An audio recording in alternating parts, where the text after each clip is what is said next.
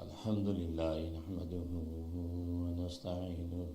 ونستغفره ونؤمن به ونتوكل عليه ونعوذ بالله من شرور أنفسنا ومن سيئات أعمالنا من يهده الله فلا مضل له ومن يضلله فلا هادي له ونشهد أن لا إله إلا الله لا شريك له ولا نظير له ولا مثل له ولا مثال له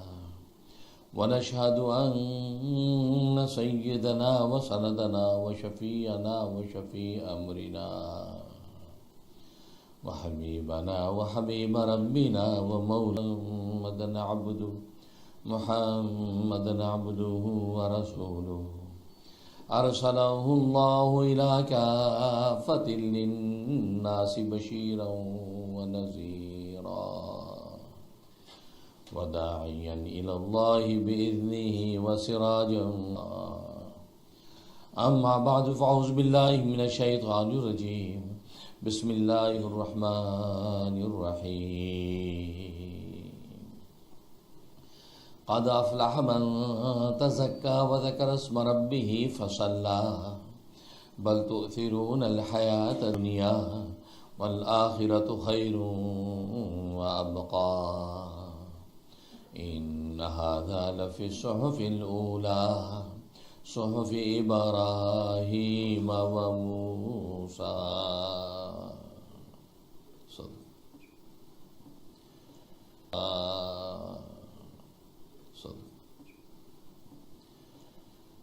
بزرگان محترم، برادران عزیز اور میری اسلامی بہنیں،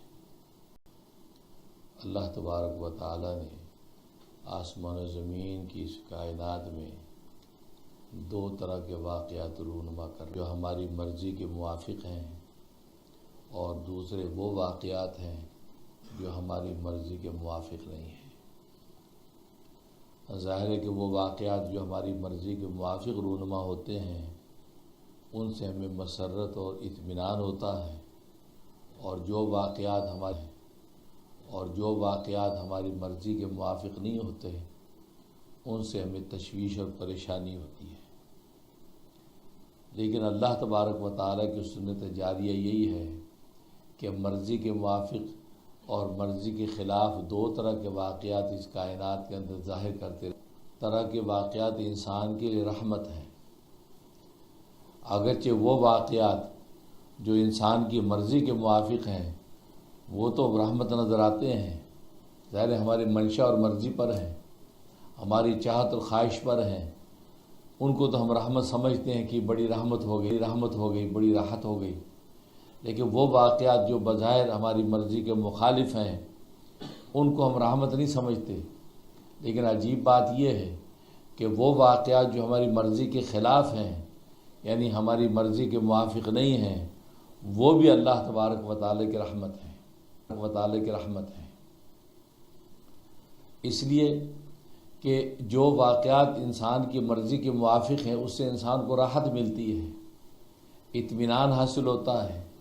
اور راحت کا خاصہ یہ کہ اس سے غفلت پیدا ہوتی ہے. انسان ریلیکس اگر کسی چیز میں تو آہستہ آہستہ جب غفلت طاری ہوتی ہے تو اس غفلت کی وجہ سے معصیت صادر ہوتی ہے، اس سے گناہ ہونے لگتے ہیں، معصیت میں مبتلا ہونے لگتا ہے. تو لہذا راحت کا خاصہ غفلت ہے، اور غفلت کا خاصہ ہے کہ انسان معصیت میں پڑتا ہے. لیکن اگر اس کو تنبہ ہوتا رہے اس کو جھجوڑ دیا جائے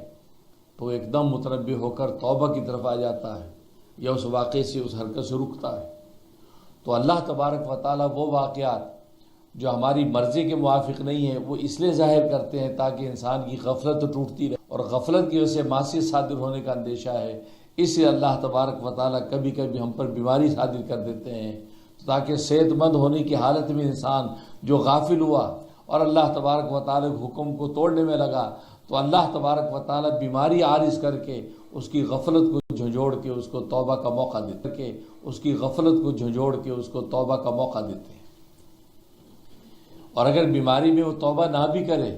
اور اللہ تبارک و تعالیٰ کی طرف رجوع نہ بھی کرے تو خود ارسل بیماری میں اللہ تبارک و تعالیٰ نے خاصہ رکھا ہے کہ انسان کے گناہوں کو معاف کر دیتی ہے۔ اس لیے عادت کے موقع تو سنت یہ ہے کہ اس کو لا باس طہور انشاءاللہ، کہ کوئی مذاکرہ نہیں، کوئی حرج نہیں، اگر بیماری آ گئی تو یہ طہور انشاءاللہ، یہ آپ کے لیے طہارت ہے، مطلب آپ کے گناہوں کو پاک کرنے کا ذریعہ ہے۔ یعنی جو گناہ آپ توبہ اور رجوع کے ذریعے سے پاک نہیں کر پا رہے ہیں، اللہ تبارک سے پاک نہیں کر پا رہے ہیں، اللہ تبارک و تعالی نے ایک اضطراری مجاہدہ آپ کے اوپر طاری کر دیا، ایک اضطراری تکلیف آپ پہ طاری کر دی، یہاں تک کہ آپ چاہیں نہ چاہیں اس تکلیف کی وجہ سے اللہ تبارک و تعالی نے آپ کے گناہوں کو معاف کر دیا۔ اسی طریقے سے انسان کی جیب میں سے کوئی چیز گم ہو گئی، جیب میں ہاتھ ڈالا، پیسے نہیں ہیں، ٹینشن ہوئی، پریشانی ہوئی، اس پریشانی پہ اللہ تبارک و تعالی اس کو اجر و ثواب عطا فرما دیتے ہیں اور اس کے گناہوں کو معاف کرتے ہیں۔ تو معلوم ہوا کہ مسلسل راحت اگر رہے تو اسے غفلت پیدا ہوتی ہے، اور غفلت یہ اصل میں گناہ اور معصیت، خود اپنے اللہ سے غافل ہو گیا اور اللہ کے مخلوق کے حقوق سے غافل ہو گیا، اس غفلت کی وجہ سے پھر وہ معصیت گناہوں کے اندر پڑتا ہے۔ اس لیے اللہ تبارک و تعالی نے مرضی کے موافق واقعات بھی رونما کر رکھے ہیں اور مرضی کے خلاف بھی، تاکہ مرضی کے خلاف واقعات جب رونما ہوں گے تو اس کو تنبہ ہوگا۔ اور ظاہر ہے کہ اگر آپ کا کوئی پیارا پیدا ہوا تو آپ کے لیے مسرت و خوشی کی بات ہے، آپ کے موافق بات ہے، لیکن کوئی پیارا دنیا سے چلا گیا تو آپ کی طبیعت کے خلاف بات ہے، آپ کو تشویش پیدا ہوگی، تو اس طریقے سے آپ کو خوشی ہوگی۔ لیکن کوئی نقصان لاحق ہو گیا تو یہ آپ کی مرضی کے موافق نہیں، آپ کو تنبہ ہوگا۔ اس لیے کہ انسان کی نیچر یہ ہے کہ اس کو بسا اوقات کسی مصیبت میں، پریشانی میں مبتلا کر دیں تو وہ اللہ تبارک و تعالیٰ کی طرف رجوع کرتا ہے۔ عام حالات اگر راحت کے اور آرام کے چل رہے ہوں تو اللہ تبارک و تعالیٰ کی طرف اس قدر متوجہ نہیں ہوتا کہ جتنا مصیبت کے اندر ہوتا ہے۔ جب مصیبت اور آزار کے اندر وہ دیکھتا ہے کہ بھئی میرا کوئی بھی جو وہ سہارا نہیں ہے، کوئی بھی میرا فریاد رس نہیں ہے، تو پھر اس کو اللہ تبارک و تعالیٰ کی ذات نظر آتی ہے کہ اور لوگ تو سب میرے جیسے نادان ہیں، میری تکلیف اور مصیبت کو رفع اگر کوئی کر سکتی ہے ذات تو اللہ تبارک و تعالیٰ کی ذات ہے، تو یہ انسان اللہ تبارک و تعالیٰ کی طرف متوجہ ہو جاتا ہے۔ اسی لیے اللہ تبارک و تعالیٰ نے مرضی کے خلاف واقع رونما کر رکھے ہیں، اور یہ جتنی عبادات کا ضابطہ ہم پر لاگو کیا گیا ہے، کہیں نماز کا حکم ہے، روزے کا حکم ہے، کہیں زکوٰۃ کا حکم ہے، کہیں حج کا حکم ہے، کہ دیگر اوامر النواہی ہیں، اس سے مقصد بھی یہ ہے کہ انسان غفلت سے نکل کر وہ تیقظ کی زندگی میں آئے اور وہ سوچے کہ ہاں مجھ پر کس کے حقوق ہیں، میرے مالک کے حقوق ہیں، مجھے پورے کرنے ہیں، میرے جیسے انسانوں کے حقوق ہیں مجھے پورے کرنے ہیں۔ اس لیے عبادات اس پر لاگو کی جاتی ہیں تاکہ عبادت نہ کرنے کے نتیجے میں جو اس پر غفلت ہے، عبادت کرنے کی وجہ سے وہ اپنے مالک پر متوجہ ہو کر اس غفلت کو تیقظ کے اندر بدل دیتا ہے۔ ظاہر ہے کہ اللہ کا منادی جب اللہ اکبر کہہ کے پکارتا ہے، اب غافل ہو تم، اب یہ اللہ کی طرف آ کر اس کی عبادت کرو۔ رمضان کا مہینہ آتا ہے، چاند نظر آتا رمضان کا، تو ہماری غفلت کو توڑ کر متوجہ کیا جاتا ہے کہ چلو رمضان کے روزے رکھنے کی طرف آ جاؤ۔ سال پورا ہوتا اعلان حال ہوتا ہے تو زکوٰۃ ادا کرنے کے تقاضے کھڑے ہو جاتے ہیں، حج کا موقع آتا ہے تو حج کے تقاضے کھڑے ہو جاتے ہیں۔ تو یہ عبادات اصل میں انسان کو غفلت سے تیقظ کے اندر لاتی ہے، اور ظاہر ہے کہ رمضان کا مہینہ اس کی بنیادی تقوی کا حصول، بلکہ ہر عبادت کی حکمت یہ اللہ تقوی ہے۔ روزے سے مطلوب بھی تقوی ہے، زکوٰۃ سے مطلوب بھی تقوی ہے، حج سے مطلوب بھی تقوی ہے، تمام عبادات سے مطلوب تقوی کا مطلب اللہ تبارک و تعالی سے ڈرنا، ڈر کے عمل کرنا، پتہ نہیں قبول ہوا کہ نہیں، عمل کر لیا لیکن ڈرتے رہے، قبول ہوا کہ نہیں، عمل کر لیا لیکن ڈرتے رہے۔ یہ شان اور ادا اللہ تبارک و تعالیٰ کو بڑی پسند ہے کہ انسان ڈرتا بھی رہے اور کرتا بھی رہے۔ اسے اللہ والے فرماتے ہیں ڈرتے رہو اور کرتے رہو، عمل کرتے رہو کہ ساتھ ساتھ ڈرتے بھی رہو کہ پتہ نہیں کیا بنے گا، پتہ نہیں اللہ تبارک و تعالیٰ کیا قبولیت ہوئی کہ نہیں، پتہ نہیں اللہ نے ہمارے روزے قبول کیے کہ نہیں۔ تو یہ ڈر کی عبادت میں لگے رہنا، یہ اللہ تبارک و تعالیٰ کو بڑا محبوب ہے۔ اس ڈر کی وجہ سے اللہ تبارک و تعالیٰ عبادتوں کو قبول کر لیتے ہیں۔ بلکہ صحیح بخاری کا وہ مشہور واقعہ ہے، ایک شخص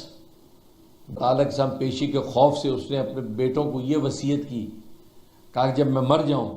تو میری لاش کو جلا دینا، جلا کے راکھ بنا دینا، وہ جو راکھ ہے راکھ کے 3 حصے کر دینا، ایک حصہ دریا میں بہا دینا، دوسرا حصہ ہوا میں اڑا دینا، تیسرا حصہ پہاڑوں، تاکہ یہ راکھ ہو جائے گی، پورے عالم میں پھیل جائے گی، تو اللہ تبارک و تعالیٰ کے سامنے یہ میرا زندہ سلامت جو وجود ہے یہ پیش نہیں ہو پائے گا۔ جب میں پیش نہیں ہو پاؤں گا تو اللہ تبارک و تعالیٰ کے سامنے کھڑے ہونے کی شرمندگی نہیں ہوگی۔ لہذا بیٹوں نے یہی کیا، اس کے راکھ کے 3 حصے کر کے جلا دیا، پھیلا دیا۔ ظاہر ہے کہ اللہ تبارک و تعالیٰ تو قادر مطلق ہے، وہ تو راکھوں اور خاکوں کو جمع کرنے والی شان رکھتا ہے۔ اللہ نے ہوا کو حکم دیا ساری خاکیاں جمع کر دو، دریاؤں کو حکم دیا ساری خاکیاں جمع کر دو، جنگلوں کو حکم دیا۔ صحیح بخاری کی حدیث ہے، نبی کریم صلی اللہ علیہ وسلم فرماتے ہیں کہ اللہ نے پوچھا تو نے یہ حرکت کیوں کی، تو نے یہ کیوں کیا؟ اب وہ کانپ رہا ہے، کہا کہ رب ذوالجلال آپ کے خوف کی وجہ سے کیا، مجھے بڑا خوف تھا کہ میں آپ کا سامنا کیسے کروں گا۔ زندگی بس ایسی گزر گئی غفلت میں، اس خوف نے مجھے آمادہ کیا اس بات پہ کہ میں جو یہ حرکت کروں۔ میں نے سوچا شاید آپ سے بچ جاؤں گا، لیکن آپ تو قادر مطلق ذات ہیں، ہمارے فضائیں آپ کے غلام ہیں، یہ خاک کو کھڑا کر کے آپ نے زندہ کھڑا کر دیا۔ اللہ تبارک و تعالیٰ نے فرمایا تیرے اس خوف کی وجہ سے آج میں تیری بخشش کرتا ہوں۔ تو اللہ تبارک و تعالیٰ کو یہ اللہ سے ڈرنا بہت پسند ہے۔ بے باکی اللہ کو پسند نہیں کہ بندہ بے باک ہو جائے، ہاں پر امید ضرور رہے۔ اس لیے کہ ایمان کی ڈیفینیشن یہی ہے، الایمان بین الخوف والرجاء، ایمان خوف اور امید کے درمیان کی کیفیت کا نام ہے۔ لیکن بے باکی کے انسان بے باک ہو جائے، جی کچھ نہیں ہوتا، اللہ غفور رحیم ہے،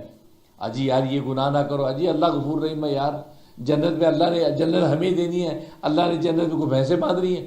نعوذ باللہ، ایسی گستاخانہ الفاظ بکتے ہیں۔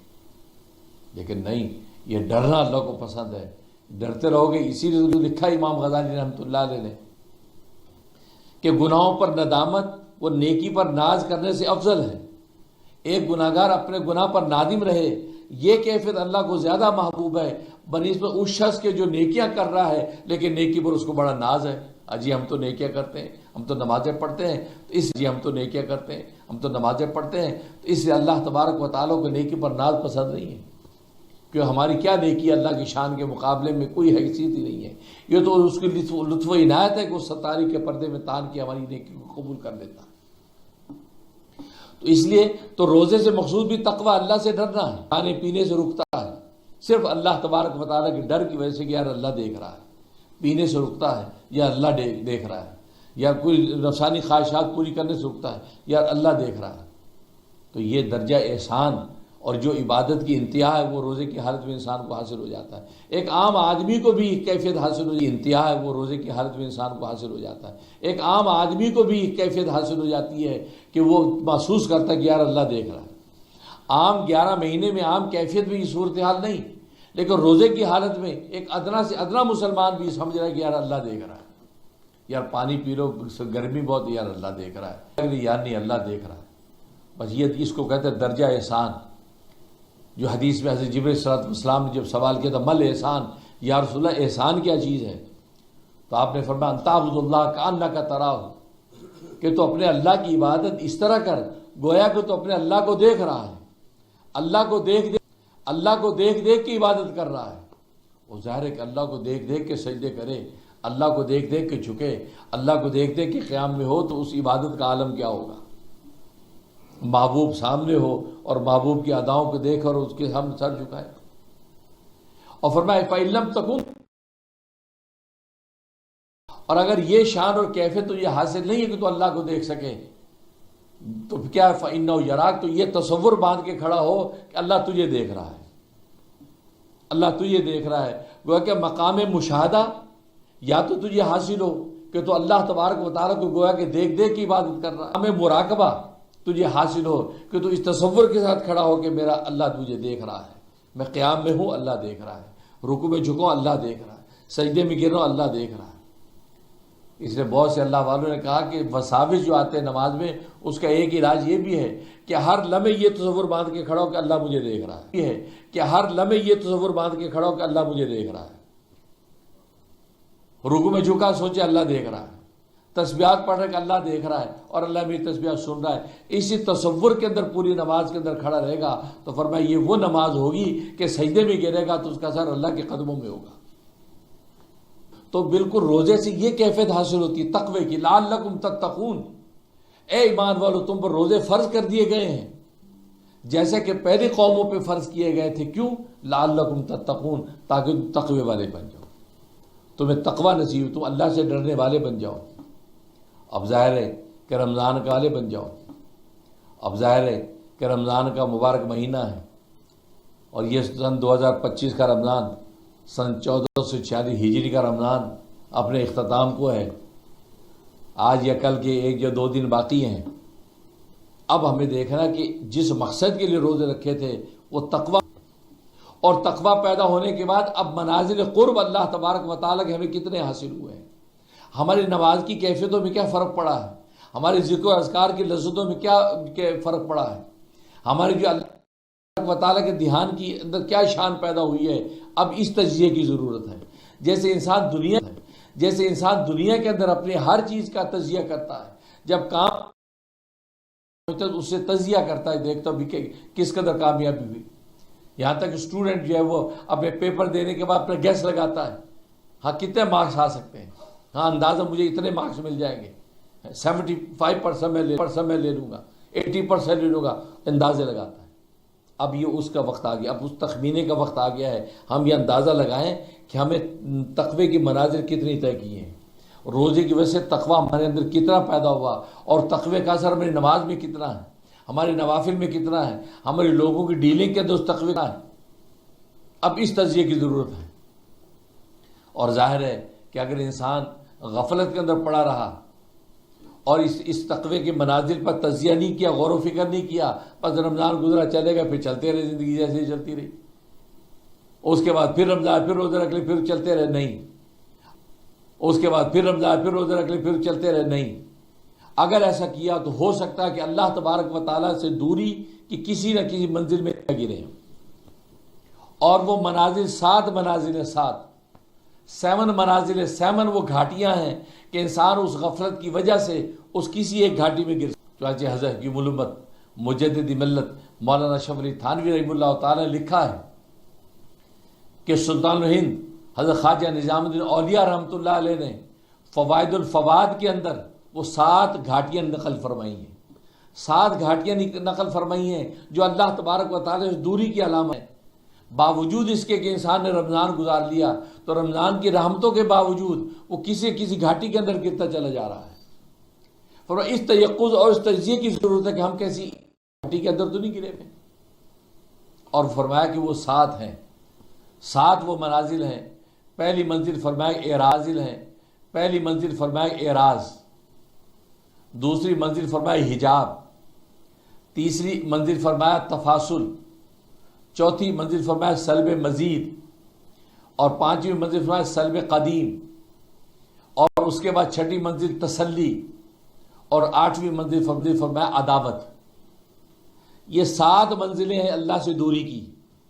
اب ہمیں یہ غور کرنا ہے کہ اللہ تبارک و تعالیٰ سے دوری کی اور غفلت کی ان منزلوں میں سے کس منزل میں گرے ہوئے ہیں ہم۔ اگر نہیں گرے ہوئے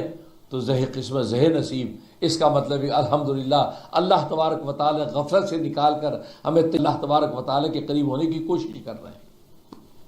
اور کوشش کے بارے میں اللہ کا ضابطہ ہے کہ اللہ انسان الا ما سعی، کہ انسان کے لیے اس کی کوشش کا ثمرہ ملتا ہی ہے۔ کوشش کرنا آپ کا کام، ایون دنیا کے معاملات میں بندہ کوشش کرتا ہے، اللہ اس کا ثمرہ ظاہر کر دیتے ہیں۔ جب دین کے معاملے میں اللہ کو پانے کے معاملے میں خود اللہ تبارک و تعالیٰ کے مفاد میں ہے کہ اس بندے کو پیدا میں نے اس کوشش کے لیے کیا اور اسی کوشش میں لگا ہوا ہے، تو اللہ تبارک و تعالیٰ کے راہ میں شامل حال ہو کر آپ اس کوشش کا نتیجہ عطا کر دیتی۔ پہلا فرمایا اعراض. اعراض کا مطلب یہ ہے کہ انبنسی ہو گئی ہو، اب دونوں دوست ایک دوسرے سے اعراض کر رہے ہیں، بچ رہے ہیں، آمنا سامنا بھی ہوتا ہے تو دونوں ایک دوسرے سے ارد ہو رہے ہیں کہ تھوڑی سی رنجش ہوگی، ناراضگی ہوگی. تو شروع میں اعراض کی کیفیت پیدا ہوتی ہے کہ اللہ تبارک و تعالیٰ اس بندے سے اعراض کرتا ہے، بندے سے ناخوش ہو جاتا ہے، اس بندے سے اعراض کرتا ہے، بندے سے ناخوش ہو جاتا ہے، اس سے گویا کا منہ پھیر لیتا ہے، اس کے کسی عمل کو رحمت کی نظر سے دیکھتا نہیں ہے. تو یہ پہلی منزل اعراض کی. اب وہ بندہ اگر یہ سوچے کہ یار اللہ تبارک و تعالیٰ اعراض کر رہے ہیں، اعراض کا مطلب یہ کہ مجھے نیکیوں کی توفیق نہیں ہو، تبارک و تعالیٰ تک بڑھنے کی فکر نہیں ہو رہی ہے، اور آخرت کا دھیان میرا جو ٹوٹتا جا رہا ہے، دنیا کی ایسی شہد جیسی دنیا میں جو گھستا چلا جا رہا ہوں، تو جب متنبع اگر ہو گیا تو اس پیچھے ہٹ جاتا ہے. اسی تنبع میں سے اللہ تبارک و تعالیٰ کی ایک سنت یہ ہے کہ ہماری مرضی کے موافق کو واقعہ ہمارے اوپر ڈال دیتے ہیں. ہم نے اللہ تبارک و تعالیٰ کے قرب کی منازل کی محنت چھوڑ دی، اللہ نے کوئی ایسا حادثہ لاحق کر دیا، کوئی مال کا نقصان ہو گیا، خدا نہ خاصا، کوئی گاڑی آپ کی جو ٹھک گئی، کوئی دوسرا جو آپ کا جو ہے زراعت کا صنعت کا نقصان ہو گیا، تو ایک دم آنکھ کھلی، اوہ یار اللہ ناراض ہو گیا لگتا ہے، جلدی سے نمازوں میں کھڑا ہو گیا، توبہ کر یا اللہ کو وظیفہ اڑنا شروع کر دیا، یا رضا کو یا رحیم یا کریم پکارنے. تو اللہ نے تنبہ کیا، فوراً ہی واپس آ گیا. تو اعراض والا جو حجاب تھا اس سے بچ گیا، پھر اللہ تبارک و تعالیٰ کی رحمت میں آ گیا. لیکن اگر وہ غافل تعالیٰ کی رحمت کی لوٹا نہیں تو اللہ تبارک و تعالیٰ کی طرف سے پھر حجاب ہو جاتا ہے. ابھی تو صرف اعراض تھا، اب یہ بیچ میں پردہ آ گیا، بھی آپ ایک طرف رہے، ہم ایک طرف ہیں. یہ دوسری منزل ہے. اب یہ حجاب میں چلا گیا. اب اگر یہ اس کو تنبہ ہوا اور سے حجاب میں چلا گیا، اب اگر یہ اس کو تنبہ ہوا اور سے اللہ تبارک و تعالیٰ کو منا لیا اور اللہ تبارک و تعالیٰ کی طرف دھیان کر کے خدا کو پکارا، تو وہ حجاب ہٹ جاتا ہے، اللہ تبارک پھر اس کو آغوش میں لے لیتے ہیں. لیکن اگر وہ حجاب اس کا قائم رہا اور وہ مزید معصیت کے اندر مبتلا ہوتا رہا تو حجاب اور ایک دل پیدا ہو جاتی ہے، یعنی آپس میں پیدا ہو جاتے ہیں، جسموں کے بھی فاصلے اور دلوں کے بھی فاصلے پیدا ہو جاتے ہیں. اب جو وہ حجاب کے بعد ایک تیسری جو وہ سنگینی پیدا ہوگی وہ ہے تفاصل. اللہ سے دوری ہو گئی. اللہ تبارک و تعالی نے قلبی دوری بھی کر دی اور اس کے جو ہے وہ جسمانی اور قلبی دوری بھی کر دی اور اس کے جو ہے وہ جسمانی اور روحانی دوری بھی اس کو کر دی ہے، یہاں تک وہ اللہ تبارک و تعالی کی عبادات کی توفیق اس کی سلب ہونے لگی. یہ اس کو تفاصل فاصلے کھڑے ہو گئے. اب تفاصل کے وقت اگر اس کو محسوس ہوا کہ یار لگتا ہے اللہ ہم سے دور ہو گیا، میں اللہ سے دور ہو گیا ہوں، نماز توبہ پڑھ کے خدا کے سامنے جھک گیا، تو نتیجہ کیا ہوگا؟ اللہ تبارک و تعالیٰ سارے فاصلے ختم کر کے قرب میں بدل دیں گے، قربت اس کو دے دیں گے. لیکن اگر وہ غافل رہا، غفلت میں پڑا رہا، تنبہ نہیں ہوا، اگر کوئی ایسے واقعات بھی ناموافق صادر ہوئے تو کہنے لگا یار یہ ہو جاتا ہے، کوئی بات نہیں، دنیا میں لوگوں کے ایسا ہوتا ہے، میرے ساتھ ہو گیا تو کیا ہوا؟ نہیں یار آپ کے ساتھ یہ سوچ لو بھائی کہ اللہ ناراض تو نہیں، اللہ کیا ناراض ہونا یار، اللہ ہم تو پھر بھی مسلمان ہیں، یہ کافروں کو دیکھو کتنی ترقی کر رہے ہیں، ان سے تو اللہ بہت ناراض ہونا چاہیے. سب کو ترقی مل رہی ہے، امریکہ دنیا سپر پاور بنا ہوا ہے، حالانکہ غیر اسلامی ملک ہے، سعودی عرب نہیں بنا، جبکہ اللہ رسول کا گھر ہے. یار یہ کوئی ایسی بات نہیں، یہ باتیں بناتا ہے، جسٹیفائی کرتا اپنے آپ کو. تو نتیجہ کیا ہوا؟ وہ تفاصل اور بڑھے گا، وہ بڑھے گا سلب مزید. اگلی منزل ہے کہ سلب مزید کا مطلب یہ کرتا ہے عبادت کے خاص ذوق اس کو نصیب ہوتا ہے، ایک خاص لذت اس کو حاصل ہوتی ہے، تلاوت میں ایک مزہ محسوس کرتا ہے، ذکر میں اللہ کی خاص حضوری محسوس کرتا ہے. اللہ یہ کیفیات سلب کرنا شروع کر دیتے. اب اس کو ذکر میں مزہ نہیں آتا، اب نماز میں حضوری نہیں ملتی، تلاوت میں وہ لطف نہیں ہے، دل نہیں لگتا، حضوری نہیں ملتی، تلاوت میں وہ لطف نہیں ہے، دل نہیں لگتا عبادت میں. تو یہ سلب مزید، یعنی جو مزید اللہ تبارک و تعالی منافع عبادت کے دیتے تھے وہ سلب کرنا شروع کر دیتے. اب بھی اس کو تنبہ ہو گیا کہ یار پہلے تو نماز میں بڑا مزہ آتا تھا،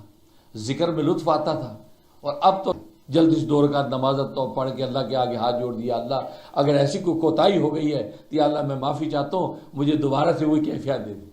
مجھے وہی نماز میں لطف آئے، وہی ذکر میں مزہ آئے، یا اللہ غلطی ہو گئی، فوراً وہ واپس. تو اللہ تبارک و تعالیٰ سارے فاصلے ختم کر کے اس کو سلم مزید کی منزل سے نکال کر اللہ مزید ذوق عبادت عطا کر دیتے. لیکن اگر یہ غافل رہا اور اس نے پرواہ نہیں کی تو پھر اس کے بعد اگلی منزل سلب قدیم، سلب مزید کے بعد سلب قدیم. قدیم کا مطلب ہے کہ وہ فرض واجب جو عبادتیں تھیں وہ بھی چھوٹنے لگتی ہیں، مستحبات چھوٹ رہے تھے، ابھی تو عبادت کا مزہ نہیں مل رہا تھا. اب سلب قدیم یعنی جو اصل عبادت ہے وہ اصل عبادت ہی مائنس ہونے لگی. یار 4 فرض پڑھ لیں، فرض سے پوچھو گے، یا سنتے کو کون پوچھتا ہے فرض، اور اس طرح فرض بھی چھوٹنے لگے. ہاں جی دیکھیں گے یہ بعد میں، شروع میں قضا ہونے لگے اس کے بعد چھوٹنے لگے، تو سلب قدیم کا وبال آ گیا. اللہ نے اپنی فرض عبادت کی نعمت اسے سلب کر دی، سلب قدیم. اب سلب قدیم جب ہونے لگا کہ یار پہلے تو بڑا نمازی تھا، پتہ نہیں کیوں نمازیں چھوٹ رہی ہیں، تو فکر ہوئی کہ یار کہیں اللہ ناراض تو نہیں ہو گیا. اللہ نے اپنے شاہی دربار میں آنے کی حاضری پر مہر لگا دی، بندش لگا دی ہے. تو جلدی سے توبہ کر کے استغفار کر کے خدا کے آگے پکارا، اللہ نے دوبارہ سے توفیق دے دی. لیکن اگر یہ غافل رہا، اس نے کہا کہ یار کوئی نہیں، کتنی دنیا نماز نہیں پڑھتی یار، سب کو نماز میں روٹی دے رکھی ہے، وہ تو کتنا بے نمازی ہے، اس اچھا والا کاروبار کر رہا ہے، 2 وقت کی روٹی کیا بڑے لے کے پھرتا ہے، سارے نماز نہیں دیتا ہے، انہوں کیڑی نماز نہیں، بے نمازی بندہ ہے، میں نماز نہیں پڑھتا کیوں ہے. اب یہ جسٹیفائی کرنے لگا، تسلیاں، حالانکہ اس کو پتہ نہیں اللہ تبارک و تعالیٰ تو ہر دن کل یوم ہوا فی شان، اللہ ہر دن اپنی نئی شان میں ہوتا ہے. اللہ کا ہر بندے کے ساتھ معاملہ الگ ہے، اللہ ہر دن اپنی نئی شان میں ہوتا ہے، اللہ کا ہر بندے کے ساتھ معاملہ الگ ہے.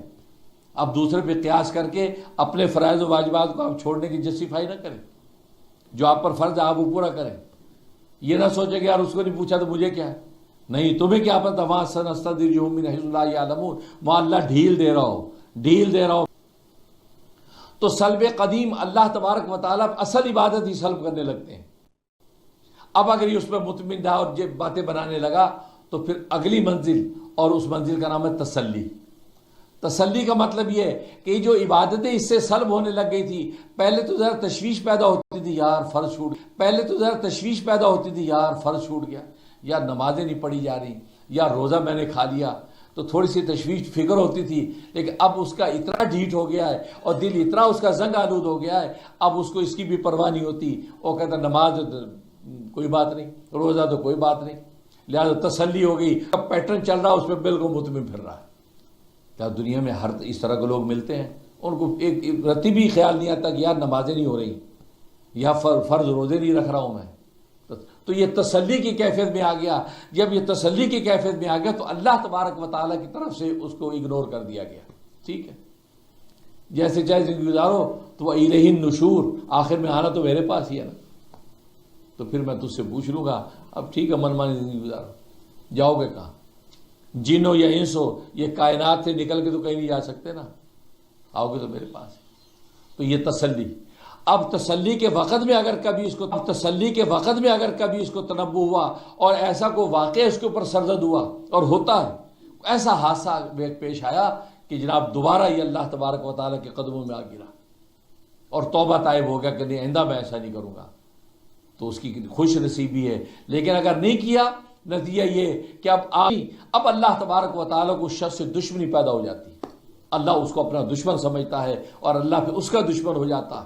اور پھر اللہ تبارک و تعالی جس سے عداوت باندھ لے، پھر اس پر ختم اللہ علی قلوبہم وعلی سمعہم وعلی ابصارہم غشاوہ. اب اللہ اس کے دلوں پہ مہر لگا دیتا ہے. اب اس کے بعد دوبارہ لوٹنے کی کوئی گنجائش، ان پر عداوت کی منزل پہ پہنچ گئے. اللہ تبارک و تعالی موقع دیتے رہے. وقت کے پیغمبر موجود ہیں، ختم الانبیاء موجود ہیں، ان کو دیکھ کے پہچان لو. نہیں، یہاں تک عداوت کی منزل پہنچے تو اللہ بس ان کا دشمن ہو گیا اور وہ اللہ سے باغی ہو گئے. لہذا اللہ تبارک و تعالی مہر لگا دی. تو یہ 7 منازل ہے اللہ تبارک و تعالی سے دوری کی، جو سلطان الہند حضرت خواجہ نظام الدین اولیاء رحمۃ اللہ علیہ نے فوائد الفوائد میں نقل فرمائیں، اور حضرت حکیم الامت مجدد ملت مولانا اشرف علی تھانوی رحمہ اللہ تعالی نے ذکر کیا. اب رمضان کا مہینہ اختتام پر، اب ہمیں سوچنا ہے ہم ان مناظر میں سے اس گھاٹی میں تو نہیں گرے ہوئے ہیں.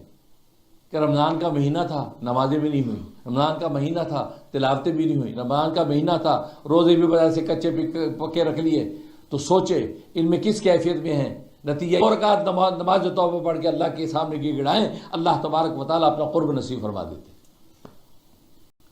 تو اس لیے اس رمضان کا مہینہ اپنے اختتام کو ہے، تقریباً 1-2 دن باقی ہیں۔ اب ہمیں اس بات کا تجزیہ کرنا ہے کہ ہم ان منازل میں سے کسی منزل میں تو نہیں ہیں، کہ ہم اعراض کی کیفیت میں تو نہیں ہیں، کہیں ہم حجاب کی کیفیت میں تو نہیں ہیں، کہ ہم تفاصل کی کیفیت میں تو نہیں ہیں، کہیں ہم جو ہے سلب مزید کی کیفیت میں تو نہیں ہیں، سلب قدیم کی کیفیت میں تو نہیں ہیں، ہم کہیں جو ہے وہ تسلی کی کیفیت میں تو نہیں ہیں، کہیں عداوت کی کیفیت میں تو نہیں ہیں۔ اب ان چیزوں کا جب تجزیہ کر لیں گے تو اگر اس میں سے کوئی کیفیت نہیں ہے تو 2 رکعت نماز شکرانہ ادا، اگر اس میں سے کوئی کیفیت نہیں ہے تو 2 رکعت نماز شکرانہ ادا کریں کہ شکر ہے کہ الحمدللہ ہم اللہ تبارک و تعالیٰ کی دوری نہیں بلکہ اللہ کی قرب کی منزل کی محنت کر رہے ہیں۔ اب ہماری محنت کے مطابق اللہ تبارک و تعالیٰ کیا ثمرہ دیتا ہے یہ اللہ تبارک و تعالیٰ کے ہاتھ میں۔ اس ثمرے کے بارے میں ہمیں تجزیہ کرنے کی ضرورت ہے کہ کتنا ملا۔ قدروں کو لیل و قدر کہتے اس لیے ہیں کہ قدر والی رات، منزلت و عزت والی رات، اس رات میں اللہ تبارک و تعالیٰ پورے مہینے بھر کی محنتوں کے نتیجے میں اللہ لوگوں کے مرتبے اور قدر و منزل طے کرتے ہیں۔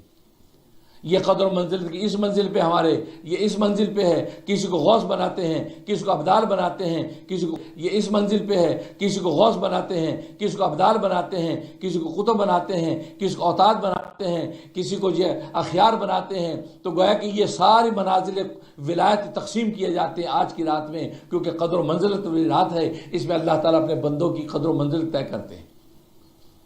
اس لیے اور قدر کا ایک معنی یہ کہ یہ رات ایسی مبارک ہے، قدر معنی تنگی، یہ ایسی مبارک رات ہے کہ آسمان سے اتنے فرشتے اترتے ہیں، زمین ان کے لیے تنگ ہو جاتی ہے، زمین ان کے لیے تنگ ہو جاتی ہے، پاؤں رکھنے کی جگہ نہیں ہوتی، اتنے ملائکہ اترتے ہیں صرف ان بندوں کی عبادتوں کو دیکھنے کے لیے، جو اپنی فطرت سے جنگ کر رہے ہیں، نہ کھاتے ہیں نہ پیتے ہیں نہ خواہشات پوری کرتے ہیں، اور پھر راتوں کے اندر اللہ کے سامنے کھڑے ہو کے قرآن سنتے اور سناتے ہیں، اور تہجد میں لا الہ کے نعرے لگا خدا کو پکارتے ہیں۔ تو یہ ملائکہ آ کر ان کا دیدار کرتے ہیں اور مصافحہ کرتے ہیں کہ یہ وہ مبارک ہستیاں تھیں۔ ہم نے اسی انسان کے بارے میں کہا تھا کہ خون ریزی کرے گا، فساد پھیلائے گا، نہیں یہ تو کمال کے لوگ ہیں، انہوں اپنی خواہشات کے جال کاٹ دیے، خواہشات کی جال کاٹ کے یہ جنت کے راستے پر ہے، نفس کی گردنوں پہ قدم رکھ دیے ہیں، اور نفس کی گردن پر جب انسان قدم رکھتا ہے تو پہلا قدم نفس کی گردن پر ہوتا ہے، دوسرا قدم جنت میں ہوتا ہے۔ تو اس طریقے سے پھر اللہ تبارک و تعالیٰ منازل قرب کو تقسیم کرتے ہیں۔ اس لیے بس اب یہ اختتام ہے رمضان کا، اب یہ تجزیہ کریں، سوچیں کہ ہمیں جو اللہ تبارک و تعالیٰ کا تقویٰ کتنا ملا ہے، قرب کی کیفیت کیا ہے، اور پھر عید کے بعد پھر ہماری عبادت کا جو ہے وہ پیٹرن کیا ہوگا، کہ جو ذوق ہماری عبادت کا جو ہے وہ پیٹرن کیا ہوگا، کہ جو ذوق ہمیں اس میں حاصل ہو اس ذوق کو ہم نے آگے کتنا باقی رکھا ہے۔ اس لیے کہ جب ایوارڈ مل جاتے اس ایوارڈ کو باقی رکھنے کے لیے بھی محنت ضرورت ہوتی ہے۔ اب بڑے بڑے پہلوان، بڑے بڑے جو ہے وہ مقابلے باز، وہ کیا کرتے ہیں، محنت کر کے ایک ایوارڈ حاصل کرتے ہیں، کہ رکھنے کے لیے پھر محنت کرتے ہیں۔ یہ نہیں کہ بس ہو گیا، بس اب آرام کر رہے ہیں، 26 کے اندر ایوارڈ چھن گیا، دوسرے کو مل گیا۔ اب یہ مومن بندے بھی سوچے 2025 میں ہمیں یہ اللہ نے ذوق عبادت دیا تھا، اب یہ 26 کے اندر ختم نہیں ہونا چاہیے، اس کو اب ہم بڑھانا ہے، اور بڑھانے کے جو بھی طریقے اللہ کے رسول نے بتا رکھے ہیں، صالحین نے جو شیئر کر رکھے ہیں ان کو کرتے چلے جاؤ گے، نتیجہ یہ کہ اللہ تبارک و تعالیٰ آپ کے اس ایوارڈ کے اگلے سالوں میں بھی قائم رکھیں گے۔ اللہ سے دعا ہے کہ اللہ تبارک و تعالیٰ عمل کرنے کی توفیق نصیب فرمائے، آمین یا رب العالمین۔ آج کا خطبہ سپانسر کیا ہے شکاگو سے عروج رحمان صاحبہ نے۔ عروج رحمان صاحبہ کے لیے دعا گو ہیں کہ اللہ تبارک و تعالیٰ ان کی خدمت محبت کو قبول فرمائے۔ ان کی سپانسرشپ سے یہ خطبہ اس پوری دنیا میں ہزاروں لوگ سن رہے ہیں، اور اللہ سے دعا ہے کہ جو بھی اس کے اندر جو نیک بات کہے گی لوگ اس پہ عمل کریں گے، وہ عروج رحمان صاحبہ کے لیے بھی صدقہ جاریہ ہوگا، اور ہمارے لیے بھی اللہ تبارک و تعالیٰ اجر و ثواب کا ظاہر جو باعث بنائے۔ اور اس کے علاوہ جو ہے آپ جانتے ہیں کہ ہم معتکفین اعتکاف کی حالت میں یہاں مسجد دار التزکیہ یونین ڈیل لانگ لینڈ میں ماشاءاللہ تو ساتھی اعتکاف کے اندر موجود ہیں، تو ہم دعا گو ہیں کہ اللہ تبارک و تعالیٰ معتکفین کے اعتکاف کو قبول فرمائے، جو دور دور ملکوں سے دور دور شہروں سے یہاں پر جا کر جمع ہیں۔ ماشاء مسجد دار التزکیہ میں، اور شب و روز ماشاء اللہ لا الہ کے نعرے لگ رہے ہیں، اور اللہ کے گھر میں آ کے اللہ ہی کو پکار رہے ہیں۔ ذرا اللہ کے گھر میں آ کے جب اللہ کو پکارے تو اللہ ضرور ملے گا۔ دنیا کی سخی داتوں تو چوکھٹ سے خالی جانے نہیں دیتے، تو ہم بھی اللہ کے گھر میں آ کر بیٹھ گئے اور اللہ سے اللہ ہی کو مانگ رہے ہیں۔ جب اللہ سے اللہ کو مانگ رہے ہیں تو انشاءاللہ امید ہی ہے کہ اللہ تبارک و تعالی ہمیں مل جائیں گے۔ اللہ سے دعا ہے کہ اللہ تبارک و تعالی عمل کرنے کی توفیق نصیب فرمائے۔ اور دوسری بات یہ ہے جی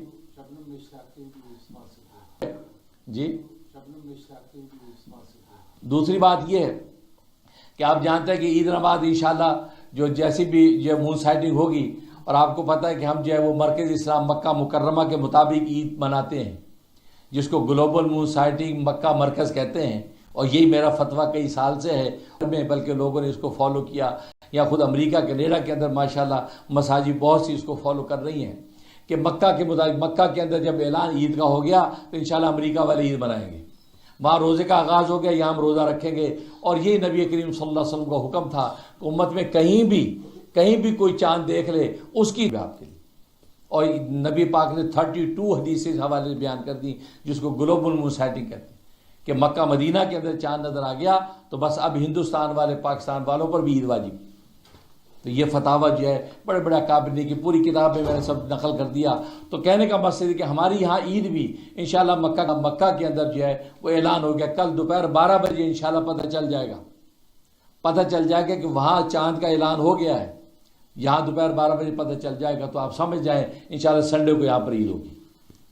عید نماز انشاءاللہ پھر سنڈے کو ادا ہوگی۔ اور اگر پتہ چلا وہاں سے کہ چاند نظر نہیں آیا تو پھر ظاہر ہے کہ پھر یہ 30 دن پورے کیے جائیں گے اور پھر منڈے کو عید ہوگی۔ اس لیے پہلے سے آپ سن لیں، اور جو میڈیا پہ سن بھی کہ بجائے اس کے پریشان ہو کر کالیں کرتے رہیں اور کال نہ اٹینڈ ہو تو پریشان کہ عید پتہ نہیں کب ہے، تو بتا دیا کہ مکہ ہمارا مرکز ہے، مکہ مکرمہ کے اندر جب عید کا اعلان ہو جائے گا انشاءاللہ ہم امریکہ والے مکہ مکرمہ کے اندر جب عید کا اعلان ہو جائے گا انشاءاللہ ہم امریکہ والے عید منائیں گے۔ اور عید نماز جو 9 بجے انشاءاللہ عید کی نماز ہوگی، ایک ہی نماز ہوگی مسجد دار التزکیہ یونین ڈیل میں 9 بجے، لہذا 8 بجے آپ پہنچ جائیں، کہ اس لیے کہ 8 بجے بیان شروع ہوگا، 8 بجے بیان 8 سے 8:30 بیان ہوگا، 8 بجے بیان 8 سے 8:30 بیان ہوگا، پھر 8:30 سے 9 بجے بیان ہوگا، تو 2 بیان ہو گئے 9 بجے تک، اور 9 بجے عید کی نماز کھڑی ہو جائے گی۔ لہذا آپ 9 بجے عید کی نماز کے لیے جمع ہو جائیں، بلکہ 8 بجے آ جائیں تاکہ جو ہے آپ جو کوئی خیر کی بات اور کلمات خیر سن لیں۔ تو یہ انشاءاللہ عید کے حوالے سے اعلان ہے۔ اور باقی یہ کہ چاند رات کہتے ہیں، تو اگر کل اعلان ہو گیا تو آج تو 29 کی رات ہے، تو 29 کی رات تو کل اعلان ہو گیا کہ بھی عید جو سنڈے کو ہے، تو کل کی جو رات ہوگی وہ لیلۃ الجائزہ ہوگی، تو لیلۃ الجائزہ میں ہم رات بھر یہیں پہ ہوں گے عبادت میں، تو جو بھی شریک ہونا چاہے یہاں اس پہ شرکت کرے۔ معتکفین تو کے بعد سے یہاں عبادت شروع ہوگی، اور اللہ کا ذکر ہوگا، خدا سے مانگیں گے، کیونکہ لیلۃ الجائزہ کی بڑی فضیلت نبی کریم صلی اللہ علیہ وسلم بیان فرمائی، جسے عید کی اس رات کو زندہ رکھا، اللہ تبارک و تعالی اس شخص کے دل کو اس وقت زندہ رکھیں گے جب لوگوں کے دل مر جائیں گے۔ ایسی مبارک رات ہے، اور ہمارے عام طور پہ ماحول معاشرے میں لیلۃ الجائزہ مبارک رات ہے، اور ہمارے عام طور پہ ماحول معاشرے میں لیلۃ الجائزہ کوئی زیادہ اہمیت نہیں دیتے، بس وہ چاند نظر آئے اعتکاف پر اٹھ کے بولی بھی سارے کے گھر نکل جاتے ہیں۔ نہیں، گھر جانے کی رات نہیں، یہ تو گھر میں بیٹھنے کی رات ہے۔ عید اب پڑھ کے یہاں سے جائیں، کیونکہ لیلۃ الجائزہ صحابہ نے پوچھا یا رسول اللہ یہ کون سی رات ہے کہ جس کے اندر سارے گناہ، یہ لیلۃ القدر ہے؟ فرمایا لیلۃ القدر نہیں ہے، اس کا اجر تو الگ ہے، یہ لیلۃ الجائزہ یہ انعام کی رات ہے، کہ یہ مزدور جو 1 مہینہ تک اللہ کے سامنے گڑگڑاتے رہے ہیں، مزدوریاں کرتے رہے، آج کی رات میں ان کو انعام دے دیا جاتا ہے، اور ان کا انعام مغفرت کا انعام ہے، میری رحمت کا انعام ہے۔ اسے لیلۃ الجائزہ کی عبادت ہوگی۔ اللہ سے دعا ہے اللہ تبارک و تعالی عمل کرنے کی توفیق نصیب فرمائے، آمین یا رب العالمین۔